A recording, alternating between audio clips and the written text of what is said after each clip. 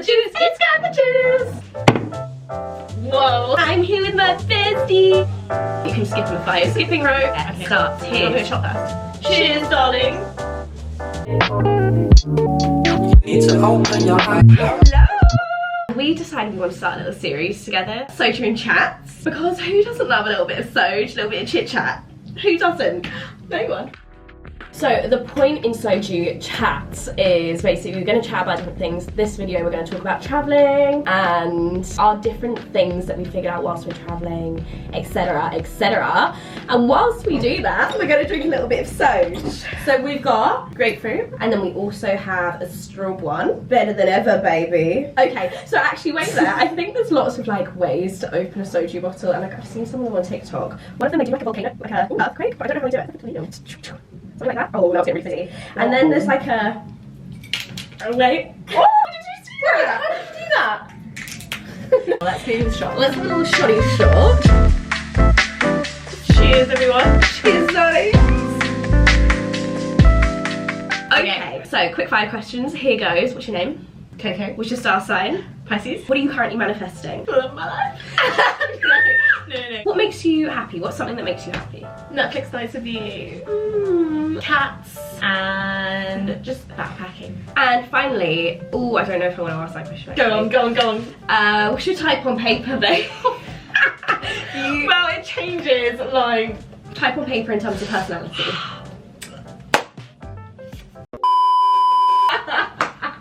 But anyways, without further ado, let's get into our SOJU chats. Let's talk all things travelling. Let's go. Okay, so when we first arrived, we first travelled the Thai islands and we went to the full moon party in Koh Phangan. So Coco, is the full moon party worth it in your eyes? Most people that I've spoken to about the full moon party, that we've spoken to, have said it's overrated. But at the same time, a full moon party, you know, you just can't beat it. For us, what made it is the company. So we went with people from a hostel and they were just such a fun group that we had such a good time. We both said the party from the night before better. So the party from the night before was called Oxford, and I believe that happens every single full moon party, every single month. There's also several parties. There's like a waterfall party as well. I would say just everything gets super expensive on the island. Yeah, for sure, because I remember we were paying just to get there each. So how many were we? 10 or 10, yeah. We were paying, well, they expected us to pay 300 baht each to go from a hostel to the beach where the full moon party was happening. And I swear some people have been like 600, 700. Yeah. Just thousands of people that go. So I think there were like 20 to 25,000 when we were there, but like that's just post-COVID. So usually there's like 70,000+ people at this beach party. It still seemed like when we were there, it was huge. Yeah, it was massive. Huge. So there's lots of beach parties that happen during the full moon party. So there's different parties along the beach with different types of music. There's like fire shows going on where you can skip on the fire skipping ropes and not burn your feet. There's like fireballs that you can whip. Just if you do it, be careful, but probably don't do it. Apparently you shouldn't go into the ocean because everyone's peeing into the ocean. There's lots of glass along the beach, so don't take your shoes off. Again, nobody's gonna know. They're gonna know. It is still though, you've got to have your wits about you because we met someone, do you remember, where was it, on Koh Tao, we met a guy who had to get stitches in his head because he got bottled. Yeah, so on like with this kind of thing, and obviously like any massive party or like, you know, anything that you go to, keep your wits about you, but I think full moon especially is kind of known for being a little bit dodge sometimes. I didn't feel it when we were there, but like... But no, it was a really good time, and I remember everything closed down, but one last DJ stayed open. And this is probably my favourite part of the night. Yeah, my favourite part of the night as well, and you know, I was just giving it absolute stacks of the dance floor. Go for it, living your best life. Living your best life. Yeah, it's fun, but it is just like a massive beach party. Exactly, it just feels more like a festival on the beach kind of vibe. Yeah, but it's a famous beach party, so go for it, babes. And book your hostels far in advance because they all book up. And they get expensive. Yeah, expensive. It will be because they're Right. We have merged into Uno person. Uno. Next question, favourite place in Thailand 1 and Vietnam 2? Right, well that's a very, very difficult question to actually answer. because I feel like the people that you meet in the place make it fantastic. There are a couple of places that stick out for both of us for sure. I think we should both say 2 different ones. Okay, so my favourite place in Thailand 100% has to be Pai. And Pai is the one place, well not the one place, that's a full lie, but like people get into the Pai hole because it's so good. So good. It's just so good. The vibe of the place, the like community vibe, the mix of locals with backpackers, like it's just the live music, the day tours you can do are really, really cool. Food, people, entertainment. There's everything you need in Pai. Pai hole, baby. Pai hole. Like you don't expect it, and I knew it was going to be good because everyone told me about it, and obviously Danika's been there before, so my expectations were quite high, but lived up to it. Lived up to it, babes. Oh, fully. Okay, what is your favourite place in Thailand? Okay, so fully agree with Pai. Absolutely loved Pai, but also Koh Tao. So I think the only thing Pai is missing is the beach. The beach. The beach, and that's such an important aspect of my life. And I think the nightlife in Koh Tao obviously amazing. You've got Fishbowl. Fishbowl. It is the same playlist every single night, but it's fantastic. It's a good playlist. Surrey Beach is beautiful. You've got so many different activities to do. So you can go scuba diving, snorkeling. Apparently it's the 2nd cheapest place in the world to go scuba diving. No I heard. way. And obviously it's just such a beautiful island. I mean, you've got so many different beaches that all offer different things. We went snorkeling in Shark Bay. Yes. We didn't see any sharks. No. But there are. Candy. Oh yeah, Candy. Didn't she cut herself by accident? Yeah, on the coral. And like a shark literally came towards her. It was probably a baby shark. And she was bleeding. It was literally like, shark in the water! Shark in the water! Cheers, darling. Oh, should we do this as well? Oh yeah! Right, so you flick it, and then whoever flicks it off has to take a shot. Oh, sorry, that's a quick spin. Nice. Have a shot of Oh, I this. don't know. I want some straws. Take a shot. Take a shot. It's corn. A big lump of nuts. It's got the juice. It's got the juice. Nice one. Okay, favourite place in Vietnam. Okay, so I know which one you're going to say. So I'm going to say Ho Chi Minh. Yeah. Obviously, I love Hanoi. I love Hanoi so much, but we've been really careful with money here. Obviously, we've had to pay rent, deposit, so once we've got jobs and whatnot, then I think we're going to do some more exploring. Yeah. So we've been quite tame here. Yeah. Whereas Ho Chi Minh, the reason why I love it, so first of all, you've got the Running Bean Cafe. Sensational. We went every single day. The smoothie bowls. Go on. The avocado smoothie bowl, and we've actually found out they have a running bean here, so we need to get on that. So that's the first reason. If you're ever in Ho Chi Minh, please go. Yeah. I think they should sponsor us. Running bean, if you're watching. That was the first time we had a Vietnamese coconut coffee. Oh. And it had coconut flakes in it. Like desiccated coconut. Oh my god. So good. Other reason? So, we met Max. We met Max. Big brother Max. Oh, we love you. Oh, you know what? We're going to insert a video. Roll the clip. Yeah, we would like to get that. Oh. That is Big Brother Max. Big Brother Max. We love him. He's French. Yes. From Grenoble. Is it from Grenoble? Oh, it's really hard to say that. Grenoble. So we were basically on a night out, and we became friends with some people that he knew, and then they ended up leaving, and we ended up spending the rest of the night with him. And then the next day we weren't feeling our best. We were at Running Bean, and we were like, we just want to be able to be weird, be ourselves when he comes. Like, let's just do it anyways. And he turns up, and the energy. Oh, it was there. And we literally said before, we were like, oh, I've not got time for him if he's not going to be weird with us. And and we also got matching tattoos. My Vietnam fave has to be Hoi An. So Hoi An. I wonder why. Do you want to tell the truth?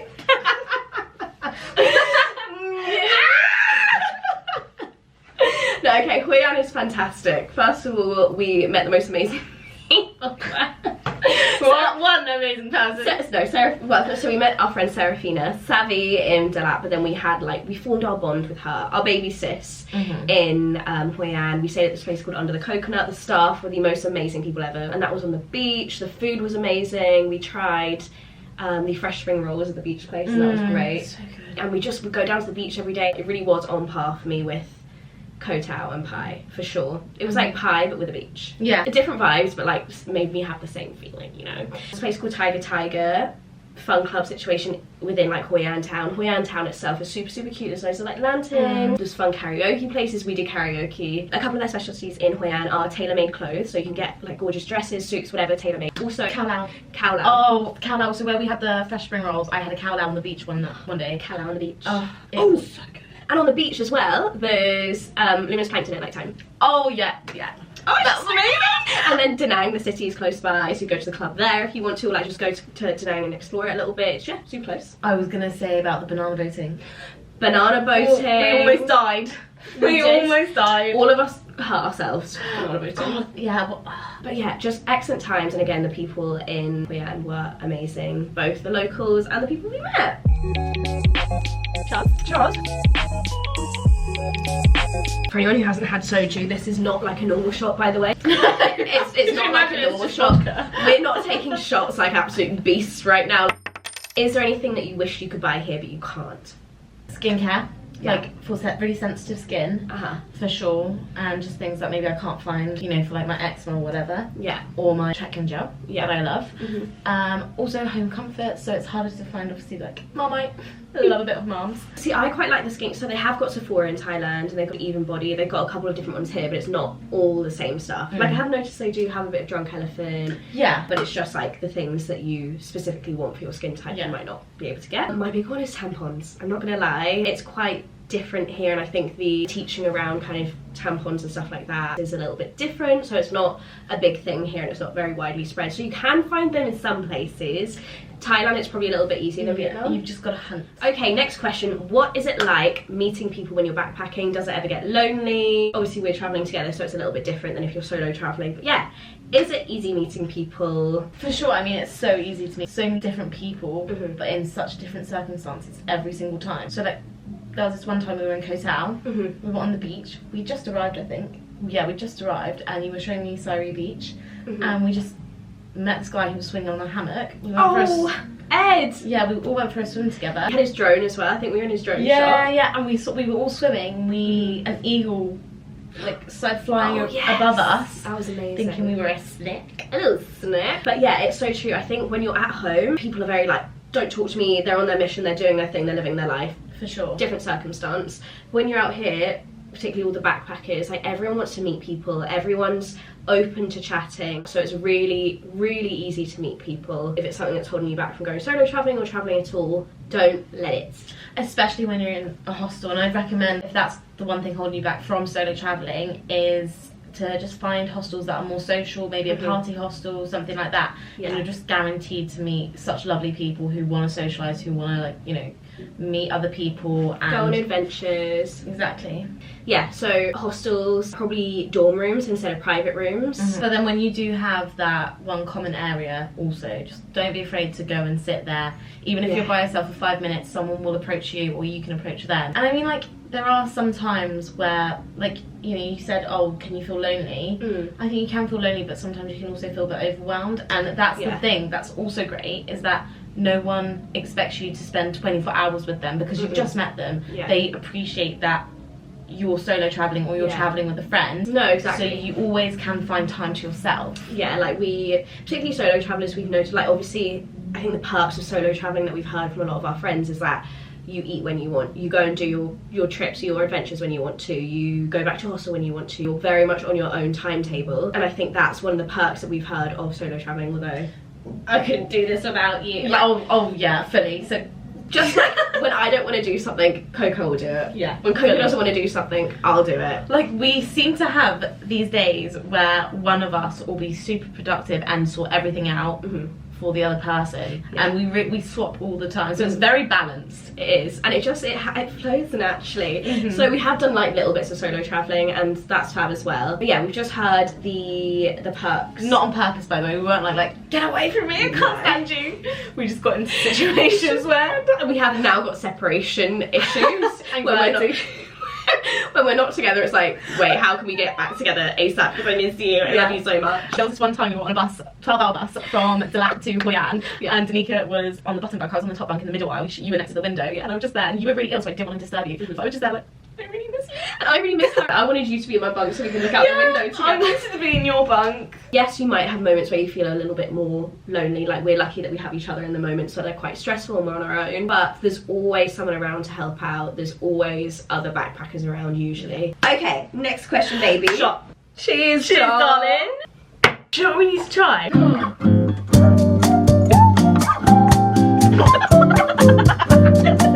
Next question. What are things you're glad you brought? What do you wish you brought more of? And what do you wish that you didn't bring at all? Less clothes for sure, because there's so many things here that you can buy or get made, and then I'm so glad I bought everything I needed, or that I was told to bring in terms of first aid, because I've used every single one, everything that I've brought for first aid I've needed. It seems so excessive, and I remember someone seeing my first aid kit when we first got here and they're like, whoa, you brought a lot of stuff, and I was like, it's me mum. Was it yin?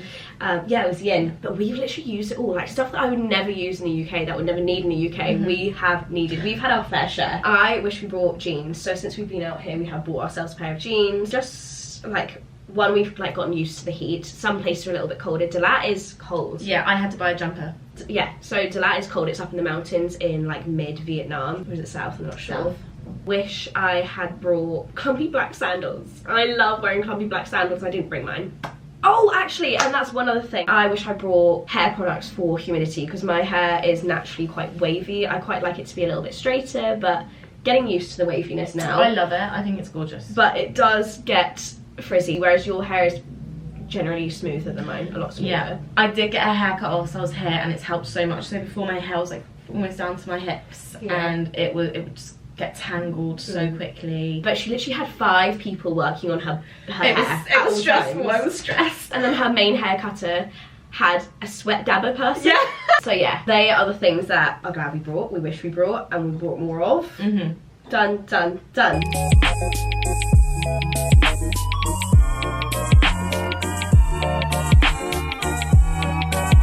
Right, Coco. Yes. Oh, good stuff. Yeah. What is the best way to get around when you are backpacking through Southeast Asia? Right, great question. Thank you for asking. Of course. So there's loads of different ways. Yeah. Depending on your budget as well. Yeah. If there's going to be a journey, so from South Thailand up to, so say you're in Krabi, up to Chiang Mai, get a plane. Because otherwise you're travelling for more than 24 hours. Yes, it's probably more budget friendly if you go by bus, but at the same time, it's a bit soul destroying. Yeah, fully. And it won't be like a huge difference. You can get cheap flights as well, to be fair. And then when you're booking your transport, what is it, One to Go or One to Asia? One to Go Asia, I think One it is. to Go Asia. Perfect. Whoa. Yeah, so Once You Go Asia is really great if you're looking for like how to get from Krabi to Koh Phi or how to get from Bangkok to Chiang Mai. You'll have your bus options, your train options on there, and you can just book through them. Also, you can sometimes just do it at the reception of the hostel. Often, and that's really handy. So they'll book transport straight from your hostel all the way to wherever you need to go. Sort everything out, you don't have to worry about anything. They do bam you around, so you might get changed from bus to bus to bus to bus. But that's more Thailand than Vietnam. Yeah, and they know where you're going. Like you just trust them. Obviously, wits about you again, but they seem to just like these 2 little ginger dolls. We know they're going Krabi from Koh Samui. Let's sort them out, you know? Yeah, fully. So yeah, buses going throughout the country. So you've got a lot of overnight buses there. Easier to handle, I'd say, than daytime ones, but it's fine. They'll often make stops to get food and go to the loo and stuff like that. You've got the train journeys, so we've been on like 18-hour overnight buses and like long train journeys and stuff like that. If you're in a city, I would say use, if you can, download it onto your phone, Grab or Gojek or something like that, and it's literally, you can either get a Grab taxi or you can get a Grab motorbike. Motorbike is usually cheaper. Yeah, for sure. So it depends how many people you are, I'd say. If you're like us, we tend to just get bikes all over the place. Yeah. But say if you're 3 people or if you're 4 people, it's probably best to get a taxi because it ends up being cheaper for all of you. If you have to get a normal taxi, make sure it's a metered one rather than just like you saying a price, especially if you can't compare it to like a Grab price or whatever. If obviously you can ride a moped yourself, that's going to be the cheapest option. Not if you're doing long haul stuff, but like if you're going around a city or a town or whatever, you've got your own moped. And you just look a bit cool. Yeah, it's you? just cool. How do we do this? So I think we literally both have to start. Make sure it's your same height. I